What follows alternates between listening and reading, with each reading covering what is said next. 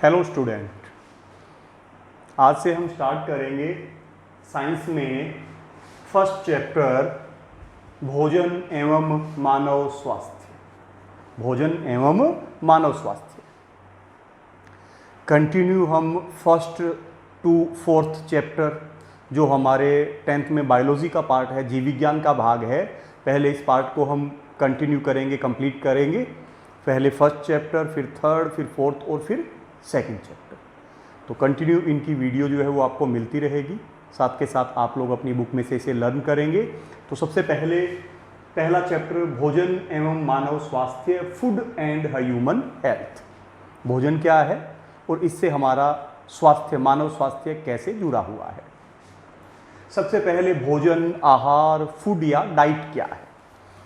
भोजन, आहार, फूड या जिसे हम डाइट कहेंगे, एक ऐसा पदार्थ है जिससे हमारे शरीर को सभी पोषक तत्व, न्यूट्रिएंट्स जो है वो मिलते रहे, जो हमारी पोषण संबंधी आवश्यकताओं को पूरा करता हो। ऐसा पदार्थ क्या है? भोजन है, आहार है, डाइट है। अब आता है कि जो भोजन है, जो हम ले रहे हैं, जो आहार हम खा रहे हैं, जो हमारी पोषण संबंधी आवश्यकताओं को पूरा करता हो, जो हमें सभी पोषक तत्व उपलब्ध करवाता हो, वो किस प्रकार का होना चाहिए। जो भोजन हम ले रहे हैं, जो आहार हम ले रहे हैं, वो किस प्रकार का होना चाहिए? वो संतुलित आहार होना चाहिए, जिसे हम कहते हैं बैलेंस्ड डाइट होनी चाहिए। कैसा भोजन संतुलित भोजन है, कैसा आहार संतुलित आहार है? हमारे भोजन के अंदर 6 न्यूट्रिएंट्स यानी पोषक तत्व होते हैं। कौन कौन से 6 पोषक तत्व है? कार्बोहाइड्रेट, प्रोटीन, वसा, विटामिन, खनिज लवण यानी मिनरल्स एंड वाटर यानी जल। कौन कौन से? कार्बोहाइड्रेट, प्रोटीन, वसा, विटामिन, खनिज लवण और जल। तो जो भोजन हम ले रहे हैं वो संतुलित होना चाहिए। संतुलित आहार ऐसा आहार है जिसमें ये सभी पोषक तत्व, आवश्यक सभी न्यूट्रिएंट्स पर्याप्त मात्रा में उपलब्ध हो।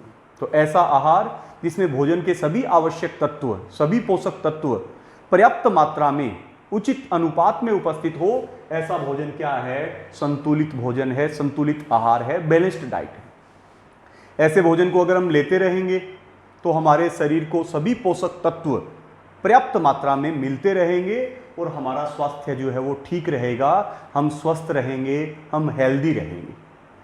लेकिन अगर हमारे द्वारा लिया गया भोजन जिसमें ये सभी पोषक तत्व पर्याप्त मात्रा में नहीं है, तो वो भोजन असंतुलित भोजन है। और अगर इस प्रकार के असंतुलित भोजन को हम लंबे समय तक लेते रहेंगे तो उसके माध्यम से जो पोषक तत्व हमारे शरीर को मिलने चाहिए, एक या अधिक पोषक तत्व हमारे शरीर को मिल नहीं पाएगा और हमारे शरीर में मेल न्यूट्रिशन यानी कुपोषण की स्थिति पैदा हो जाएगी। तो अभी कुपोषण क्या है, मेल न्यूट्रिशन क्या है? ये सबसे पहले तो असंतुलित आहार से जुड़ा है। अगर हमारा आहार संतुलित है तो मेल न्यूट्रिशन या कुपोषण की स्थिति हमारे शरीर में नहीं होगी। लेकिन अगर भोजन में ये पोषक तत्व पर्याप्त मात्रा में नहीं है, एक या पोषक तत्व की कमी है, अर्थात वो भोजन असंतुलित है, तो ऐसी स्थिति में कौन सी स्थिति हमारे शरीर में पैदा होगी? मेल न्यूट्रिशन यानी कुपोषण। तो क्या है मेल न्यूट्रिशन? लंबे समय तक जब हमारे द्वारा लिए गए भोजन में, न्यूट्रिशन यानी पोषण में, एक या अधिक पोषक तत्वों की कमी हो, तो ये कंडीशन, ये स्थिति क्या है? कुपोषण है, मेल न्यूट्रिशन।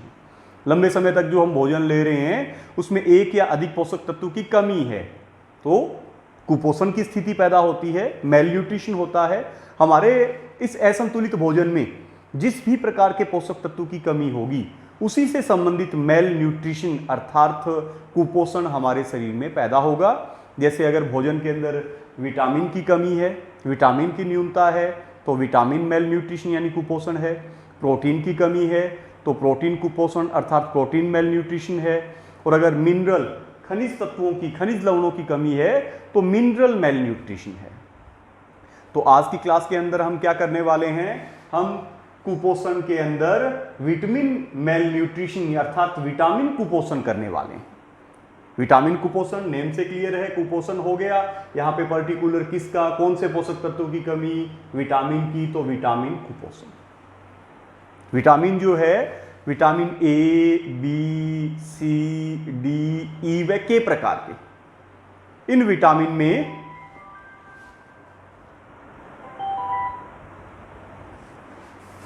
ये जो vitamin A, B, C, D, E व के है, इनको हम विलायक के आधार पे, विलेयशीलता के आधार पे इनको दो भागों में बांटते हैं। जल में घुलनशील विटामिन जो विटामिन बी व सी होते हैं, और वसा में घुलनशील विटामिन जो ए, डी, ई, के होते हैं। हम यहाँ पे विटामिन में vitamin A, vitamin B, vitamin C और विटामिन डी से संबंधित मेल न्यूट्रिशन यानी कुपोषण की स्टडी करने वाले हैं। विटामिन बी जो है उसमें बहुत से विटामिन्स होते हैं, इसीलिए विटामिन बी को हम विटामिन बी कॉम्प्लेक्स कहते हैं। Vitamin B1, B2, B3, B5, B6, 7, 9, 12। तो हम इसमें से विटामिन बी कॉम्प्लेक्स में से 3 विटामिन लेंगे। तो विटामिन ए, विटामिन बी में 3 बी विटामिन लेंगे और vitamin C and vitamin D. तो अगर इन विटामिन की हमारे भोजन में कमी है तो कौन सा विटामिन मेल न्यूट्रिशन यानी विटामिन कुपोषण होगा, उनसे कौन सा न्यूनता रोग होगा और उसके क्या लक्षण है, उनको अभी हम करेंगे। सबसे पहले विटामिन ए, यहाँ पे हमें इनके साथ के साथ इनके केमिकल नेम भी करने हैं, रासायनिक नाम भी करना है। विटामिन ए का रासायनिक नाम रेटिनोल है।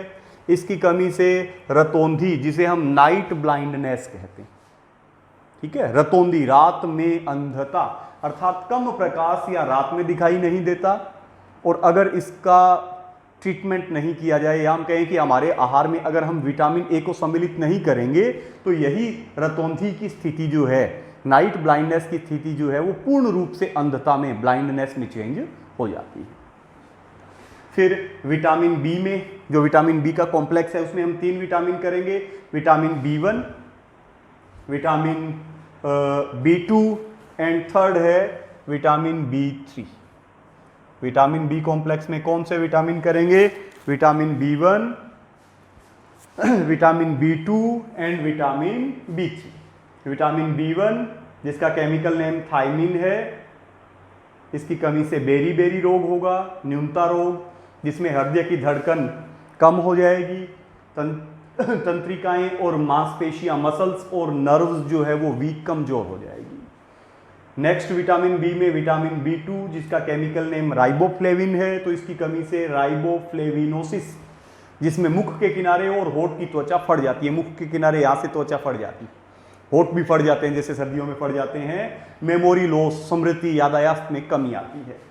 विटामिन बी में तीसरा विटामिन है विटामिन B3 जिसे हम नियासिन भी कहेंगे। इसकी कमी से पेलेग्रा रोग होगा, जिस पर जीभ और त्वचा पर पपड़ियाँ बन जाती है।